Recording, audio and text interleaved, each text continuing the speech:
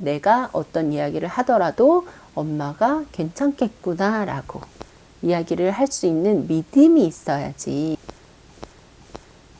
성교육, 양육자 성교육 어떻게 해야 되는 건지 너무 어려워요. 전문적으로 성교육을 아이하고 받자니 쑥스럽기도 하고 어디서 받아야 될지도 모르겠고, 평소에 엄마가 해주는 말이 중요하다고 하는데 사춘기 아이들의 성교육 어떻게 해야 될까요? 구체적으로 너의 몸이 어떻게 변하고 너의 마음에 어떤 변화가 생기고, 이런 사춘기 자신의 몸의 2차 성징이라든지 마음의 변화 같은 건 이야기해 줄 수 있겠는데, 요즘에 해줘야 되는 성교육은 조금 다르지 않나요? 선생님, 이렇게 묻는다면 그렇죠. 요즘에는 이슈가 되고 있는 성교육, 그리고 성교육의 방향이 달라졌다고 볼 수 있을 것 같아요.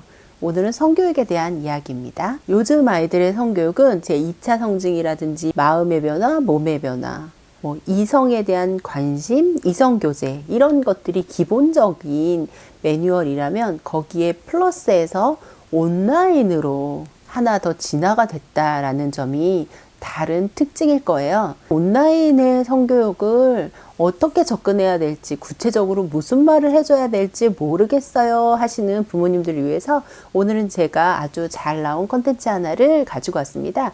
자를 위한 성교육 사이트인데요.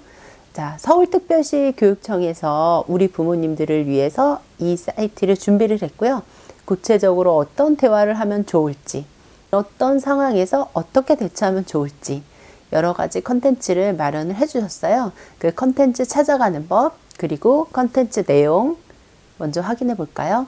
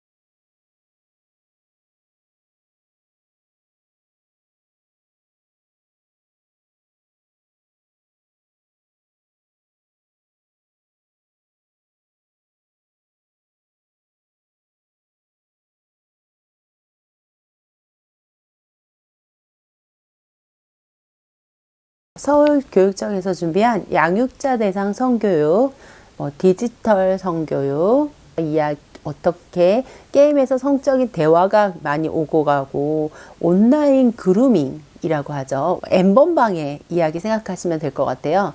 N번방에서처럼 온라인에서 성적으로 어떤 말을 건네거나 성적인 행위를 요구했을 때 그것을 어떻게 대처해야 되는지, 사이버상에서 이런 이야기들이 많고요. 이렇게 N번방처럼 크게 나가지 않더라도 친구들 사이에서도 자신의 어떤 온라인상에서 자신의 어떤 비밀이나 그런 것들을 노출한다든지, 이런 일들이 굉장히 비일비재하거든요.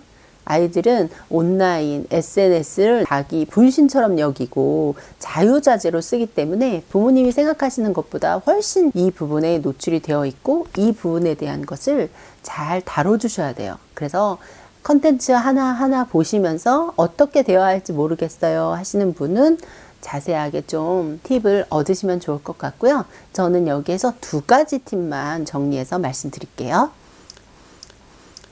첫 번째, 직접적으로 하지 말라는 이야기보다는요, 언제든 도움이 필요할 때 나한테 이야기해 라는 방식으로 다가가시는 게 좋습니다. 너 게임에서 그런 거 하지 마.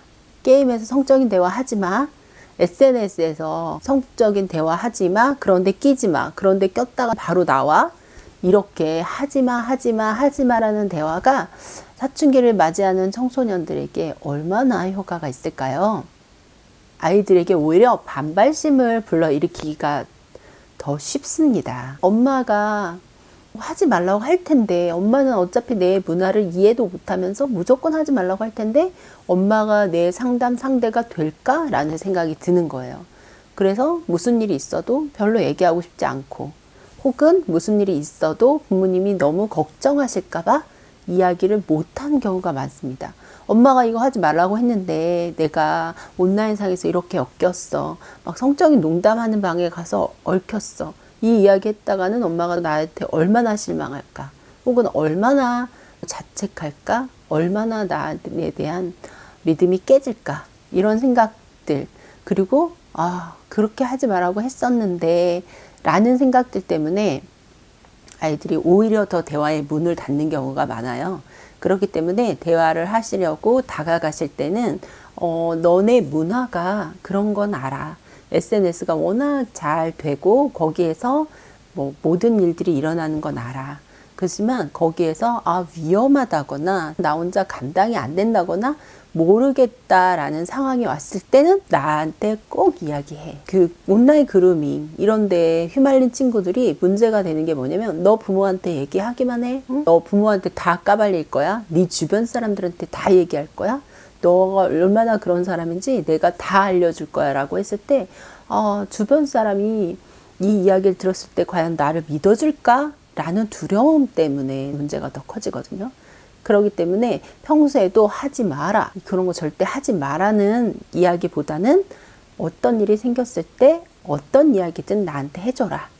그때도 나는 실망하지 않고 언제든 네 이야기를 들어줄 것이다 라는 태도로 다가가시는 것이 좋습니다.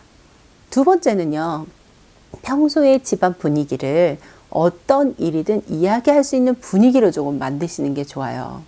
아이들이 이성교제에 관심이 많고, 나도 남자친구 사귀고 싶다, 여자친구 사귀고 싶다, 이런 말들, 부모님한테 속 깊은 이야기를 꺼낼 수 있는 분위기가 중요한 거죠. 그래서 사춘기가 돼서 내 마음에 변화가 있었는데 이것을 부모님한테 솔직하게 이야기할 수 있는 그런 분위기를 평소에 만드시는 게 좋습니다. 그렇기 때문에 이럴 때는 취조한다거나 자꾸 캐묻는다는 거나 이런 분위기보다는 먼저 엄마가 자신의 어려움을 이야기해 주시는 게 좋아요. 엄마도 옛날에 아가씨 때 어떤 사람이 엄마한테 다가와서 엄마는 싫은데 극적으로 표현을 했을 때 불쾌했다 라든지, 엄마가 얼마 전에 카카오톡 오픈 채팅방에 프로필을 만들었는데 거기 어떤 남자가 계속 다정한 말투로 엄마한테 얘기를 걸더라. 그래서 내가 마음이 만약에 외롭고 쓸쓸했다면 그 남자가 계속 대화를 이어갔을 거고, 거기서 나의 속내를 드러내고 그러면서 문제가 생겼을지도 모르겠다는 생각이 들었어 라는, 일상생활에서 성희롱이나 성폭력, 불쾌했던 기분 이런 것들을 먼저 가감없이 이야기를 하시는 거예요. 그러면 아이도 엄마에게는 이거를 말할 수 있구나. 첫 번째 제가 이야기했던 것처럼 일맥상통하는 이야기인데요. 내 이야기들, 내가 성에 관한 이야기뿐만 아니라 어떤 이야기라도 엄마한테 해도 되겠구나. 그런 집안 분위기를 만들어 주시는 거예요. 나도 어려운 점을 이야기하고 아이도 이야기하고 굉장히 오픈해서 이야기하는 거죠. 그래서 아이가 어떤 어려움이 생겼을 때 내가 어떤 이야기를 하더라도 엄마가 괜찮겠구나 라고 이야기를 할 수 있는 믿음이 있어야지 그런 어려운 상황이 닥쳤을 때도 피하지 않고 엄마한테 이야기하고 상담할 수 있으니까 이야기하는 방식을 바꿔보시는 게 어떨까라는 생각이 들어요. 그래서 두 가지, 하지 말라는 이야기보다는 어려움이 있을 때 나에게 이야기해줘라. 그리고 평소에 아이의 속마음을 끄집어낼 수 있도록 엄마의 이야기를 들려주면서 자연스럽게 오픈하는 집안 분위기를 만들어라. 이 두 가지 분위기만 만들어놔도요, 아이들이 어떤 일이 생겼을 때 그것을 숨기거나 엄마에게만은 비밀, 어떤 일이 발생했을 때 옆에 사람들 주변 사람들은 많이 하는데 가장 친한 사람, 가장 가까운 가족이 모르는 경우 때문에 문제가 크게 발생하는 경우도 많거든요. 그렇기 때문에 이 두 가지 분위기를 만들어 놓으시면 어떤 상황에서도 유연하게 대처할 수 있지 않을까. 그리고 일이 커지기 전에 미리미리 방지할 수 있지 않을까라는 생각이 듭니다.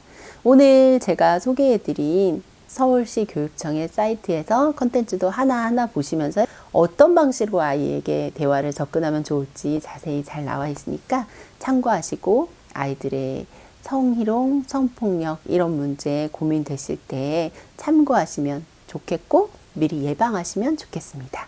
중학탐구생활입니다.